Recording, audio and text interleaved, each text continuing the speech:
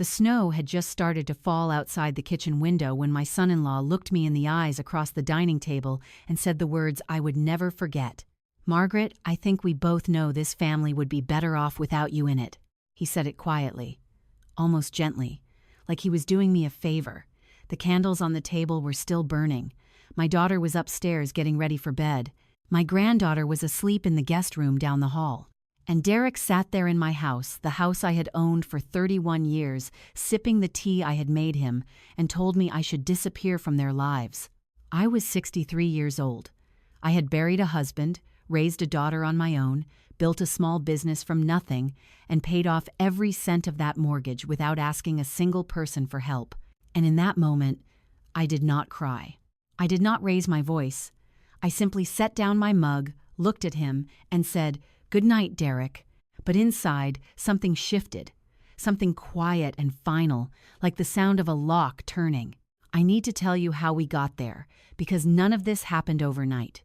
My daughter Carolyn was 41 when she married Derek Holt. She had been with him for 3 years before the wedding, and in those 3 years I had watched the light in her slowly change. It was nothing dramatic at first. She stopped calling as often. She started apologizing for things that were not her fault. She laughed differently, shorter, quicker, like she was checking over her shoulder first. But she loved him, and because I loved her, I kept my concerns to myself and I tried. I really did try. Derek was 44, charming in the way that only certain men can be charming, the kind of charm that works in a room full of people and evaporates the moment the door closes. He had an opinion about everything and a reason for every opinion. He told me early on that he believed in strong family boundaries, which I later understood meant that I was supposed to need his permission to be close to my own daughter. My granddaughter Sophie was Carolyn's from her first marriage. She was 9 when Carolyn and Derek got together, 12 when they married. Sophie and I had always been close. I picked her up from school twice a week for years.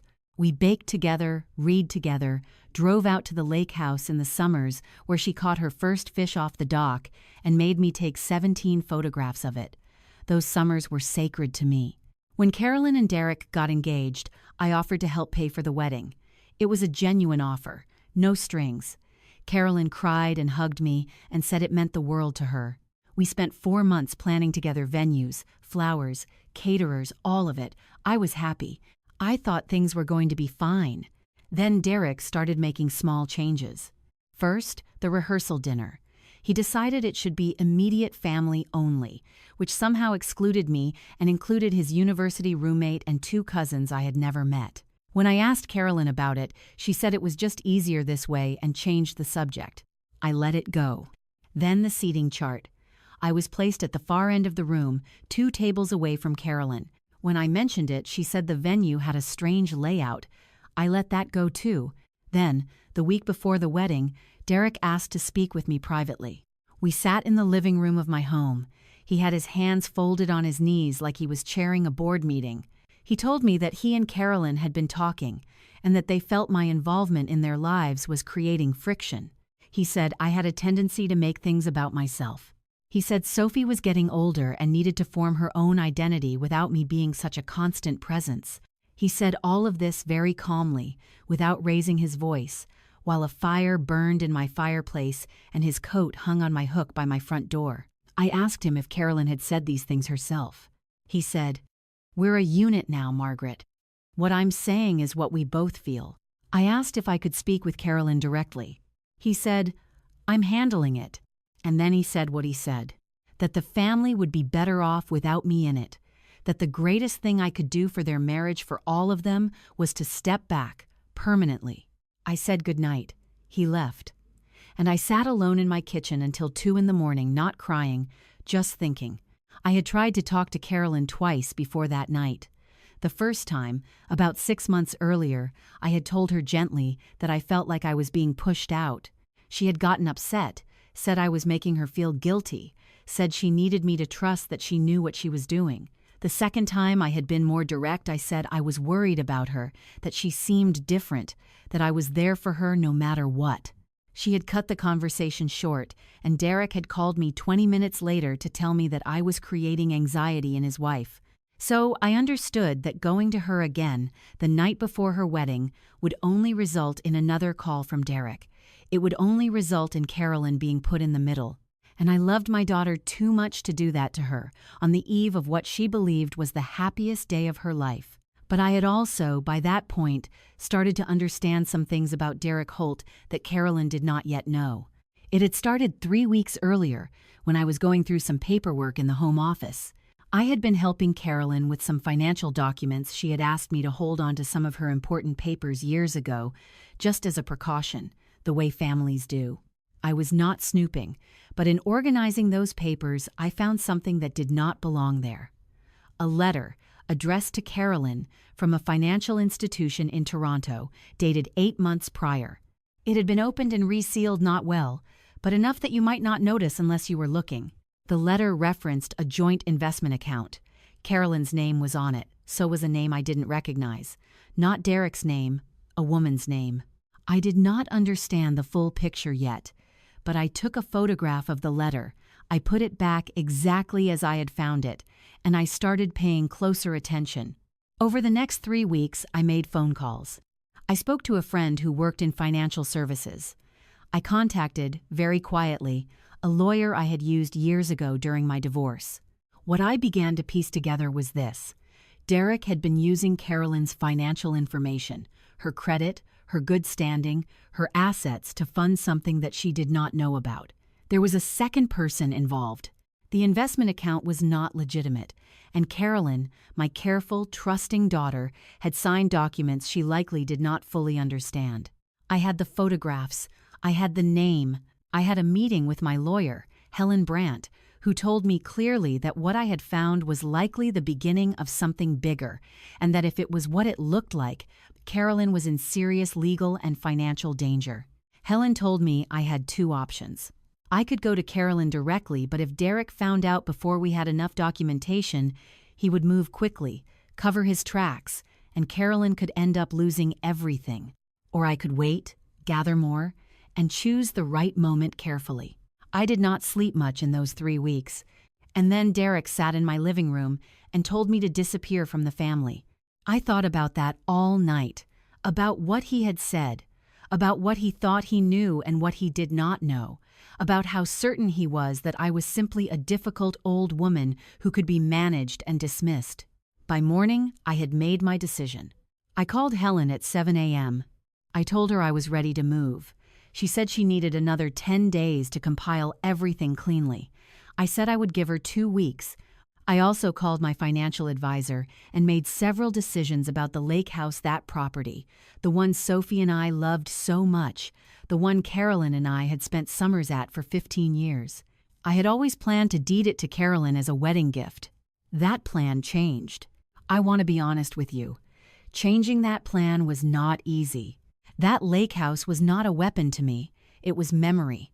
It was every summer morning with Sophie casting off the dock, every thunderstorm we watched from the screened porch, every birthday Carolyn had celebrated there since she was in her 20s. Deciding not to hand it to Derek along with the rest of my daughter's life, that was not cruelty. That was the hardest act of love I have ever performed. I transferred the property into a trust instead. Sophie was named as a future beneficiary. The terms ensured that the property could not be accessed or claimed by anyone through Carolyn's marital assets. My lawyer handled it properly and in full accordance with the law. It took 4 days and several very focused phone calls, but it was done before the wedding. Then I called my real estate agent, not to sell the lakehouse, but to update the trust documentation and ensure the property was correctly recorded. I want to be clear about this. I did not sell anything in a day. Anyone who tells you that a property sale happens overnight is not telling you the whole story, and I refuse to tell you anything other than the whole story. The wedding was at a venue outside of Oakville. Carolyn had chosen it herself 2 years ago, a converted farmhouse with a long gravel driveway and maple trees all along the edges of the property. It was beautiful. I wore a navy dress I had bought in September, and I sat at my assigned table at the far end of the room, and I watched my daughter walk down the aisle on the arm of a man who had helped himself to her finances, and I smiled because I was her mother, and this was still her wedding day, and she was still radiant. During the reception dinner, a small sealed envelope was placed at each table setting, tucked beneath the place card. Not at every seat, only one per table, addressed to a specific guest at each table. The guests I had chosen carefully: Carolyn's closest friend, Diane; Carolyn's cousin, Robert, who was a financial consultant in Vancouver; the family lawyer who had helped Carolyn with her first divorce; and two others who I believed would be in a position to respond appropriately and protect Carolyn without creating an immediate scene. The envelopes contained a single sheet of paper each, with a note from me, and a copy of the key document, the letter from the financial institution, along with a brief summary from Helen and a contact number. The note said simply, "This concerns Carolyn's financial well-being. Please call the number on this page before doing anything else. Please do not discuss this tonight." I did not confront Derek. I did not stand up and make a speech. I did not cry in the bathroom or pull Carolyn aside. I sat at my table. I danced once with Sophie, who found me and grabbed my hand and dragged me to the floor during a song she liked, and then I said goodbye quietly to Carolyn, told her I loved her, and I drove home. That night, I sat on my back porch in the cold with a wool blanket and a cup of tea, and I talked to my husband, who has been gone for 11 years. I told him what I had done. I told him I didn't know if it was right. I told him I was scared. Then I went to bed. The calls started 2 days later. Diane called Helen first, that same evening. Robert called the next morning. By the third day, all 5 of the people who received envelopes had made contact. Helen coordinated everything. Within the week, she had connected the right people with a financial crimes investigator she had worked with before. Carolyn's cousin Robert, given his professional background, was able to provide context that accelerated things significantly. I need to tell you what happened with Carolyn, because I know that is what you are thinking about. She called me 11 days after the wedding. She was not at home. I found out later she had gone to Diane's house. Her voice was very quiet, the way it gets when she is trying to hold herself together and not quite managing it. She said, "Mom, I found out." "About all of it," Diane told me. I said, "I know." She said, "Why didn't you tell me?" And I told her the truth. I told her about the 2 conversations I had tried to have. I told her about Derek calling me after each one. I told her I was afraid that if she knew before I had everything documented, Derek would find out, and she would lose the legal protection she needed. I told her that I chose to protect her even when it meant she might be angry with me. I told her I would make that choice again. She was quiet for a long time. Then she said, "He told me you called him controlling. He said you were trying to destroy our relationship." I said, "I know what he told you." Another silence. Then she said, "The lakehouse. Did you put it in a trust?" I said yes. She made a sound that was not quite a laugh and not quite a sob. She said, "Sophie's going to be so glad." We talked for 2 hours. We cried, not because things were resolved. They were very far from resolved. The investigation was in early stages. Carolyn was in the process of getting her own legal representation, and her marriage of 11 days was almost certainly over. None of that was simple or painless. But we talked, the way we used to talk before Derek, and at the end of it she said, "Don't stop calling me, Mum." I said, "I never did." In the months that followed, the picture became clearer. The woman whose name appeared on the account was a former colleague of Derek's. The investment scheme they had been running was not small. Carolyn's assets had been used as collateral without her full informed consent. A formal investigation was opened. There were other people involved, not many, but enough. It took most of the following year to work through the legal process, and I will not pretend it was anything other than exhausting and devastating for Carolyn. But here is what I will tell you. Carolyn is legally protected. The trust over the lakehouse held. Sophie turned 16 last summer, and we spent 2 weeks there together, just the 2 of us, and she caught a bass off the dock on the second morning and made me take 11 photographs of it. And I took every single one. Carolyn is rebuilding. She has a good lawyer. She has her best friend. She has me. She told me recently that she keeps thinking about the moment at the reception when Diane slipped that envelope into her coat pocket without Carolyn noticing, and how strange it is that the thing that saved her was something she didn't even know was happening. Derek told me I should disappear. He told me the greatest thing I could do was to remove myself from their lives. He sat in my house and said it with perfect confidence because he had decided that I was a nuisance, a complication, an obstacle. He had spent 3 years carefully managing Carolyn's relationship with me because a mother who is present and paying attention is dangerous to someone who is running a con inside a family. He was right that I was paying attention. He was wrong about everything else. I want to say something to anyone watching who is in a position like mine, who has been told they are too much, too present, too involved by someone who has come into their family and decided that the people who loved your child longest are now the enemy. Your presence is not a flaw. Your attention is not a threat unless someone in that family has something to hide. A partner who loves your child well will not need to erase you to feel secure. A healthy relationship does not require the family to shrink. When someone works hard to cut you off from the people you love, that effort tells you something. It tells you more than any explanation they will ever give you.